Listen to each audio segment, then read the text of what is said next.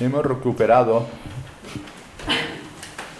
en las celebraciones, después de un tiempo en que se solía seguir más pues lo que marca la liturgia en el tiempo ordinario, sin descuidarlo, porque vamos siguiendo al menos lo que es la parte de las lecturas, todo el programa que hay de abundancia de palabra de Dios, para que en 3 años pues prácticamente veamos toda la Sagrada Escritura. Pero hemos recuperado también la figura de los santos. En momentos determinados esto, especialmente después del concilio, se centró todo mucho en Jesucristo. Incluso arrancaban altares de los santos, los altares laterales, para tener simplemente la mirada al presbiterio. Incluso arrancaron presbiterios que estaban muy adornados y pusieron solo una cruz para destacar lo que es central, que es la celebración de Jesucristo. Pero cuando se han ido serenando las cosas, volvemos otra vez a poner en evidencia la figura de los santos, porque para nosotros es muy pedagógico ver cómo la gracia de Dios se hace carne en personas concretas que para nosotros pueden ser puntos de referencia. Siempre el punto de referencia es seguir a Jesucristo, Él es camino, verdad y vida. Pero la respuesta a la gracia de Dios, a la acción del Espíritu Santo, si la vemos encarnada también en personas, pues eso es pedagógicamente, forma parte también de lo que es el desarrollo de la vida cristiana, y también lo que significa la veneración de los santos, porque cuando a ellos los veneramos, lo que hacemos es ver en ellos el triunfo de la gracia. Y por tanto estamos celebrando a Dios. Celebramos a Dios que vence en su gracia en la debilidad, o bien de un mártir, o de una virgen, o bien de un confesor, o bien de unos padres de familia, o bien de, no sé, el jovencito Acutis, o tantos jovencitos que la Iglesia. Y eso es muy importante, porque nosotros necesitamos no simplemente, diríamos como si fuera algo externo, un modelo de referencia. Eso siempre es importante, es decir, para tantas cosas en esta vida. Es decir, yo quiero hacer, bueno, pues si tienes un modelo, pues eso te facilita la vida. Sino porque después cada uno de ellos, según su propia psicología, según sus propias circunstancias, pues desarrolla un don. En este caso está María Soledad, que es el nombre de religión. María Soledad despertó un don necesario en la Iglesia siempre, pero que ella, pues también con esa intuición de los santos, y puso en evidencia, ¿no? Estaba enfermo y me visitasteis. Simplemente está escrito esto para todos. Y esto es una realidad que practicamos, ¿no? Cuando tenemos a alguien enfermo, pues vamos a visitarle, ¿no? Pero como respuesta de la Iglesia para el mundo de los enfermos, el Señor suscitó, no lo tuvo fácil, ¿eh? Ella quería ser religiosa, pero entonces parece ser que los conventos de Madrid estaban todos llenos y no la aceptaban, ¿no? Y entonces pues un sacerdote de Chamberí quería pensar algo para los enfermos y reunió un grupo de mujeres, y como siempre aquello no fue fácil. Es más, ella pues también tuvo que, al principio estaba como organizando, tuvo que apartarse, después la volvieron a llamar para que, como todo. Y eso para nosotros también es pedagogía. O sea, no hay ninguna realidad que el Señor nos regale y que automáticamente ya pues aparezca todo con sus contornos, con sus perfiles, sus matices. No, eso es proceso, y proceso con nuestra propia debilidad también. Y porque no está escrito, en este caso, lo que tendría que ser después las ministras del Evangelio y la organización ya propia que nace con Soledad Torres Acosta y con este sacerdote que al final se retiró y la dejó ella sola y tuvo que llevar adelante esto, ¿no? Bueno, pues si nos situamos, es decir, hay una abundancia de fundaciones en el siglo XIX que después continúan en el siglo XX, ahora están muchas de ellas entrando en crisis, pero que respondían a una necesidad, diríamos que era imperiosa. Y es en este caso la cantidad de enfermos que no tenía nadie que los cuidase, que vivían abandonados, y no abandonados simplemente, que a veces eso es lo que más nos llama la atención, abandonados de que les cuidaran en su enfermedad, de que no les faltara la higiene, los alimentos, el cambiarse la ropa, etcétera, pues cambiar la cama. Todas estas cosas son elementales y eso forma parte del ejercicio práctico de las obras de misericordia. Pero no es la intuición inicial, ni la intuición fundamental, sino que no murieran apartadas de Dios. Y esto no lo podemos olvidar nosotros, porque también hacemos obras que son práctico-prácticas para personas, para las niñas que viven por aquí, para las familias, etcétera, etcétera. Pero Lo digo yo porque yo he vivido 9 años en Castellón con las Hermanitas de los Ancianos Desamparados, ¿no? Que es otra fundación pensada para los ancianos. Y ellas, a mí me llamaba muchísimo la atención, porque aparte del servicio normal, de que todo estuviera limpio, ordenado, la comida a su tiempo, las personas que estaban acogidas allí cariñosamente tratadas, pero ellas se dedicaban, y ahora lo hacen igual, ¿no? Tienen sus tiempos aparte para la adoración de la Eucaristía, para estar en momentos de oración, desde buena mañana, etcétera, etcétera, porque lo que tienen como impronta es que ningún ancianito, ningún anciano, ninguna anciana muera sin la recomendación del alma, sin el auxilio de los divinos, respetando la libertad de las personas. Y esto nuestro mundo no lo da ni lo puede dar. De ahí la necesidad siempre de la vida religiosa y consagrada. Pues vamos a ser no solo dependientes como lo somos ahora, sino dependientes en grado máximo. Es decir, faltarán nuestras fuerzas, incluso pues llegará un momento en que, pues yo no sé, el mismo que está hablando no podrá caminar, pues no, vete a saber lo que va a pasar, o ni siquiera pueda hablar, o que mil cosas, o que esté en otro mundo, que ya esté desmemoriado. Y entonces no se trata simplemente de que pueda comer, de que pueda tener limpia la cama, se trata de que en esa etapa fundamental, y esa es la intuición de esta mujer, van de 2 en 2, iban, no, van todavía, aquí estaban hasta hace poco, y van, ya las personas ya no tienen esa intuición tampoco de llamarlas, porque están los hospitales, ellas también van a los hospitales, y cada vez todo es más burocrático y más difícil, ¿no? Pero ellas iban a las casas privadas, y particularmente de los más pobres. Imaginad cómo serían las casas, cómo sería la higiene en esas casas y con qué peligros podían encontrarse. Iban de 2 en 2 y pasan la noche entera. Yo cuando las veía salir de aquí de la casa y tal, yo he ido muchas veces a visitarlas, es verdaderamente algo extraordinario, que solo se puede hacer cuando ha sido uno ganado por Dios y sabe que la vida es de Dios y lo que tiene que procurar es que sus hermanos puedan encontrarse con Dios. Bueno, pues punto y aparte, ¿no? La figura del Papa Juan XXIII, con esa impronta así de un hombre que era pues, de parecer pues, cariñoso y bondadoso, es decir, pues también eran signos que el Señor nos ha dado, porque claro, Juan XXIII, Pablo VI, Juan Pablo II, es decir, está el proceso de Juan Pablo I, es decir, que el Señor nos haya regalado la santidad que son sucesores de Pedro, para nosotros también es una tranquilidad y es un consuelo. ¿Qué hacemos con Jonás? Primera lectura. El texto de Jonás es un texto espléndido, es un libro de los que llamamos didáctico sapiencial, ¿no? Es una historia que está contada para expresar como, diríamos, punto de revelación que la misericordia de Dios llega a todas las naciones y a todos los pueblos, ¿no?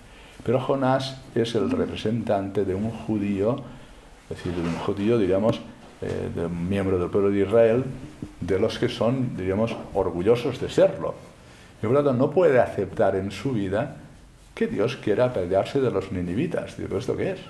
Si son paganos, ya ves cómo viven, ¿no? Y no te tienen a ti como Dios. Entonces, ¿no? Él hace lo imposible por no ir a Nínive. Y el Señor lo quiere que vaya a Nínive, ¿no? Pues ya ves, en nuestros días anteriores hemos visto cómo se embarca para Tarsis, al final, pues todos son imágenes de quien no acepta que la misericordia de Dios, como hemos dicho, el Señor es lento a la ira, rico en piedad, y su misericordia tiene que alcanzar a todas las personas. Es imagen de Jesucristo también, porque fue arrojado al mar, tragado por la ballena 3 días, luego es vomitado por ella, etc. Pero ahora, en el texto de hoy, ya ha pasado la ciudad y ha predicado, dentro de 40 días, si no os convertís, pero continúa estando disgustado. Y está enrabietado, dice, bueno, ¿y ahora qué va a pasar de este pueblo? Veas tú, yo he paseado aquí toda la ciudad, que dice que se tardaban 3 días en pasarla, ya he predicado, veas tú lo que me ha mandado el Señor, ¿no? A veces el Señor nos manda cosas que no entendemos. Y claro, es muy difícil también discernir en cualquier momento la voluntad de Dios, que nos llega por mediaciones, a veces nos viene por las circunstancias, pero la hemos de arrancar, porque no siempre se entiende. O sea, Jonás no lo entiende y hace lo imposible por escaparse de esa voluntad, pero Dios quiere, ¿no? Y ahora, pues pedagógicamente se nos pone esta imagen, ya sale de la ciudad, dice yo ya no quiero ni vivir, veas tú lo que he tenido que hacer, ¿no? Y el Señor le pone esa imagen del ricino, no sé si habéis visto alguna vez un ricino, yo no lo he visto nunca, pero vamos, pero como sale todos los años el tema del ricino, pues le pone para que se cubra del sol un ricino que crece rápido, ¿no? Y entonces ya le cubre la cabecita y está el hombre contento, diciendo, bueno, al menos este ricino pues me está cubriendo la cabeza y el sol no... Bueno, pero al día siguiente un gusano acaba con el ricino, ¿no? Y le sirve como ejemplo para decirle, ¿ves? Tú que estás enrabietado porque se ha acabado el ricino, es decir, y te compadeces del ricino, ¿cómo no vas a entender que yo me compadezca de todos, ¿no? Bueno, pues Jonás tiene que aprender y nosotros también tenemos que aprender. No es fácil, ¿eh? A veces, en los distintos sitios donde yo he estado, es decir, la novedad de los que no han sido de siempre no es aceptada. Si en las parroquias no llega uno y dice, bueno, toda la vida no he estado nunca por aquí, ves ahora no sé qué, y las mismas catequistas o los mismos digamos, miembros de las cofradías o los mismos de los movimientos, pues los rechazan, dice, pues de este no, de este, o le toman así un poco de envidia, a lo mejor el cura le dice, pues tú tienes que ser lector, o ves, tú se acaba de llegar, ¿no?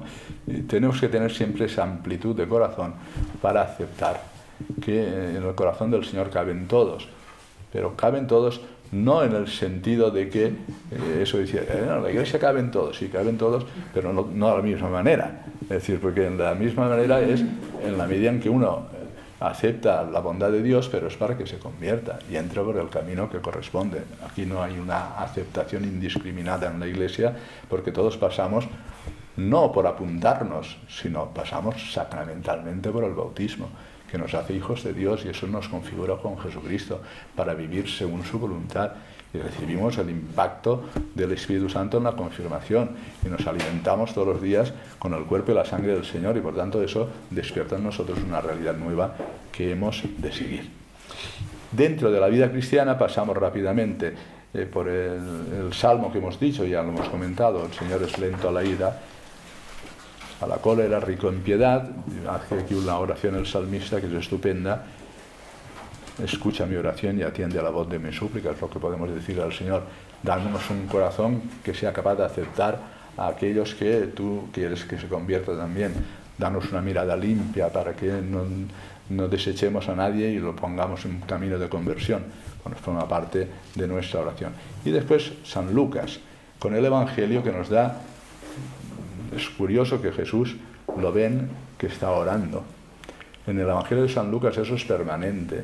Jesús se escapa continuamente a estar a solas con el Padre y eso para nosotros también es un punto de referencia importante. ¿Cómo arrancamos al Señor su voluntad sobre nosotros, que tiene que hacerse concreta en la vida de cada uno y en su propio estado? Pues orando como Él oraba, ¿no? Y ahí es donde podemos clarificar nuestra mirada sobre nuestra vida, ¿no? Y además ellos vieron, porque algunos de ellos que seguían a Jesús eran discípulos de Juan el Bautista, dice, como Juan el Bautista enseñó a sus discípulos a orar, enséñanos.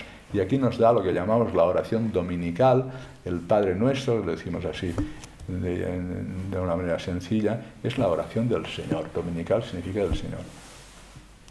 Y el Señor nos enseña, ¿no? Aquí en este texto de Lucas, que es más cortito que el texto de San Mateo, pues nos enseña primero el modo, cómo tienes que orar. O sea, ese salmo tan precioso que dice, Señor, que mi corazón no es ambicioso. Dice, soy como un niño en brazos de su madre. Pues con la misma confianza de un niño en brazos de su madre, orad así, Abba. Y la palabra Abba ya sabéis que es una palabra onomatopeica, significa eso dicho en español, que es decir, es una palabra que expresa ella misma lo que, diríamos, está en todas las lenguas, papá, mamá, madre, padre, es lo mismo siempre, ¿no? Es una palabra que nace espontáneamente el niño, orar como un niño, con la misma confianza de un niño. Y después las 7 peticiones del Padre Nuestro, donde contiene todo lo que nosotros necesitamos. Hoy destacaría simplemente, para no alargar esta predicación, danos cada día nuestro pan cotidiano. Pan cotidiano. Esto en latín se dice supersustancial, ¿no? Supersustancialis, que se refiere a la vez al pan de la Eucaristía, pan de la vida eterna, y se refiere al pan de cada día, es decir, lo que necesitamos en cada día como alimento y lo que necesitamos cada día para vivir en la gracia de Dios. Bueno, pues cuando recemos el Padre Nuestro, entre las 7 peticiones cada vez pues podemos destacar una. No está mal que recemos sabiendo que cada día necesitamos el pan para subsistir, pan material, el pan de su gracia para poder vivir como cristianos y el pan de la Eucaristía. Son los dos van unidos en ese pan cotidiano, ¿no? Y es de cada día. Lo digo porque no es lo más importante de la oración del Padre Nuestro como tal, pero la Iglesia descubrió muy pronto, los primeros cristianos, la celebración diaria de la Eucaristía, sobre todo los sacerdotes. Y de ahí vino la necesidad de unir en el sacerdocio el tema del celibato, ¿no? La pureza de corazón para poder ofrecer el sacrificio en la Eucaristía. Pues la Iglesia, si lo descubrió tan pronto, nosotros hemos de procurar también, primero, darle gracias a Dios de que podamos tener la Eucaristía cada día y alimentarnos con el pan cotidiano, pero favorecer que otras personas no se priven de ese pan. Ahora es verdad que en los horarios de las personas, las que trabajan, pues los horarios a veces son muy complicados y también los horarios de las misas pues a veces no están bien distribuidos para todos, ¿no? Pero incluso, es decir, yo creo que os lo he dicho alguna vez, es decir, lo he visto aquí cuando era más joven y lo he visto pues, recientemente cuando visité Polonia, todavía dan la comunión fuera de la misa. O sea, van los fieles a misa antes de trabajar, está allí el sacerdote confesando, de vez en cuando se levanta, toca la campanita y se acercan todos y ya se preparan para recibir el pan cotidiano y se van a trabajar. O a la tarde, cuando han acabado el trabajo y tal. O sea, no siempre vinculado a la celebración de la Eucaristía. En el último libro, póstumo de Benedicto XVI, cuando habla sobre la Eucaristía y la comunión, dice que uno participa en la celebración de la Eucaristía y puede comulgar o no. Es decir, no hemos de pensar que la plenitud de la celebración es poder comulgar, ¿no? Pero si alguno por situaciones no puede comulgar, bueno, pues está en la celebración. Y después, si tiene que comulgar, pues puede celebrar fuera de la celebración. Es interesante leer esa parte, porque a veces se confunde en el sentido, y las personas que no pueden comulgar, porque viven situaciones que no pueden comulgar, bueno, pues participan de la celebración, se unen al sacrificio de Cristo, hacen una comunión espiritual, y también, del mismo modo que si se reúnen las condiciones se puede comulgar, también uno necesita, pues, desarrollar el trabajo cada día con el pan cotidiano. Y de ahí la posibilidad de ofrecer también el servicio de la comunión fuera del ámbito de la celebración. Porque eso además, y con esto concluyo, subraya la presencia real de Cristo en la Eucaristía. Que esté ahí para la adoración, para el servicio a los enfermos que no pueden participar en la celebración, si cualquiera de ustedes estuviera en la camita y hay que llevarle la comunión, y también para aquellos que están en la actividad y quieren hacerla sintiendo en el corazón la presencia del Señor, porque creemos que el Señor no solo está presente durante la celebración, sino que permanece en su presencia real en el sagrario, está ahí de manera estática, con el cuerpo que se entrega y la sangre que se derrama. Pues el cuerpo reúne toda la persona de Cristo y está allí no como algo, como una columna que está ahí, sino como aquel que está para darse y que para que nosotros lo podamos recibir. Resumen final. Que Santa Soledad Torres Acosta sea todo un ejemplo vivo para nosotros de cómo la realidad del Señor la va suscitando en la Iglesia y va descubriéndonos dones y gracias para necesidades particulares, en este caso los enfermos. Que nuestro corazón sea grande y en él quepan todas las personas y podamos ser una respuesta para acercarles al Señor, promover en ellos la conversión, y después que no dejemos de orar sin tregua. Hemos de orar sin tregua, como lo hacía Jesús constantemente, para arrancarles al Señor su voluntad, de tal manera que eso tome, diríamos, el esquema de un día. Nosotros, gracias a Dios, podemos descansar, amanecemos, luego volvemos a descansar, y en el cuadro de ese día nunca puede faltar ni la oración personal, ni el poder participar de los dos panes necesarios para comer y subsistir y el pan de la vida eterna.